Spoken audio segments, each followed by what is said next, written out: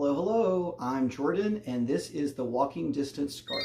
It's my newest pattern release, and here's why it should be your next knitting project.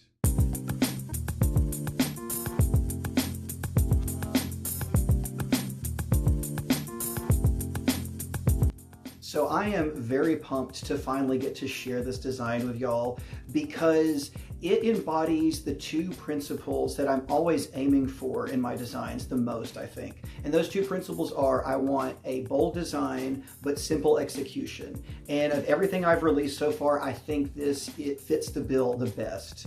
And so obviously the main draw of this scarf are these beautiful Intarsia stripes.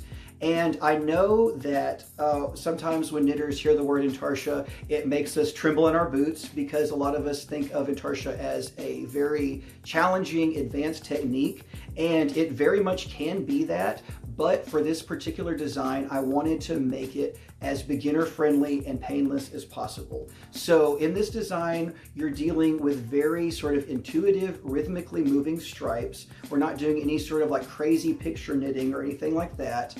You're not having to deal with a million balls of yarn. You're only working with 3 shades across 6 balls, and I have a tutorial that's included in the pattern that teaches you how to manage those 6 balls of yarn without getting things tangled up and without having to resort to other tools like bobbins. So the Intarsia, while it looks great, while it is a bold design, it is absolutely simple knitting. You're not going to get much simpler in terms of color work than these stripes. Additionally, the scarf is also framed with this applied I-cord border, which is just an I-cord that you go and knit around the body of the scarf after it has already been knit up.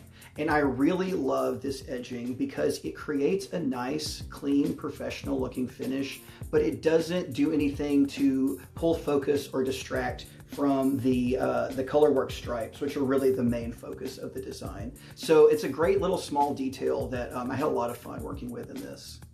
And additionally, I didn't just want to make the knitting accessible and intuitive and easy to understand. I wanted the pattern itself to be easy to understand as well. And so I have used this technique that I call like the knitting roadmap.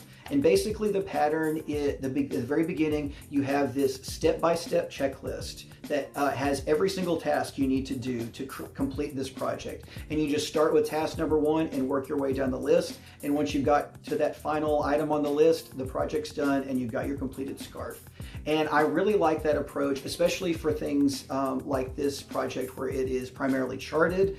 It just makes things easier. It makes it easier to know where you are in the process and what step is coming next in the process.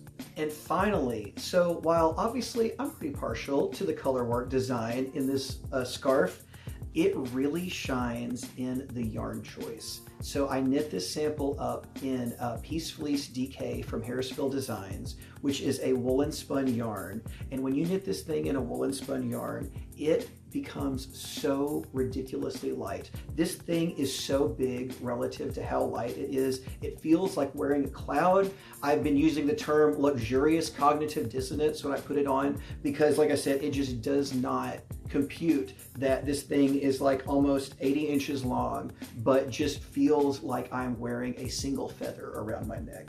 And that is probably my absolute favorite thing about this, is just how nice and luxurious it feels when you knit it in a woolen spun yarn. Now, knitting it in a non-woolen spun yarn is going to be just a-okay. All of the yardage estimates, everything in the pattern will work for any spin or any preparation of yarn. But if you can get your hands on a nice woolen spun to knit this thing up in, it is going to feel like a cloud around your shoulders.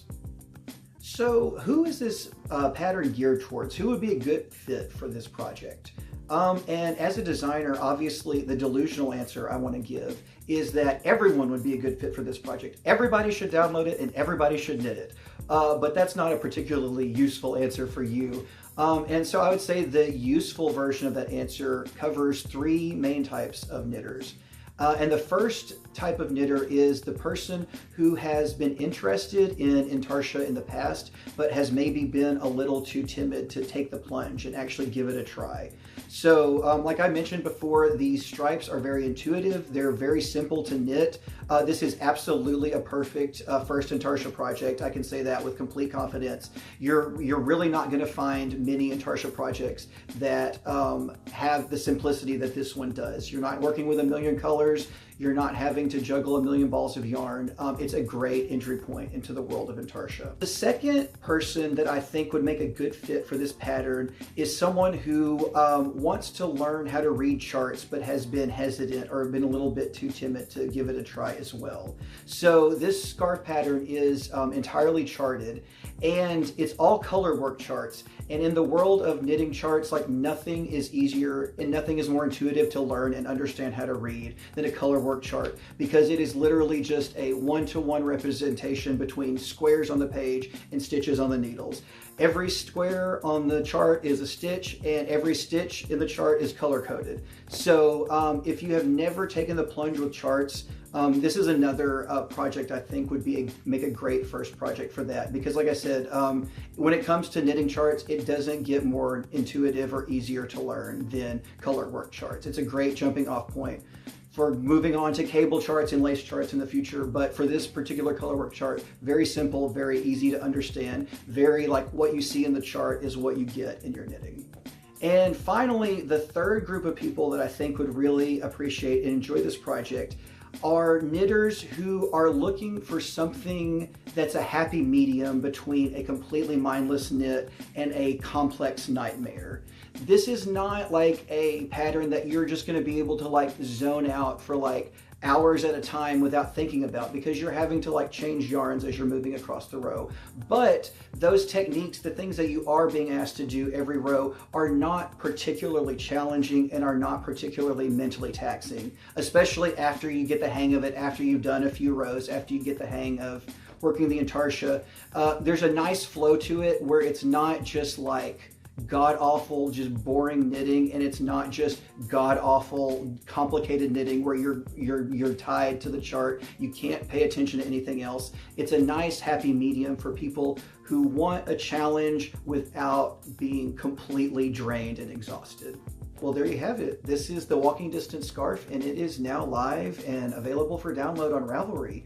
And I will post a link to that pattern in the description below if that's something you're interested in checking out.